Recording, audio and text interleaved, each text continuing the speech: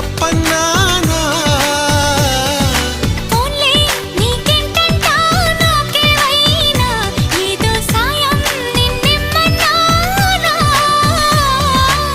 వలపంటే నిప్పు లాంటిది కలకాలం దాచలేనిది సలహా విని ఒప్పుకోవే ఇక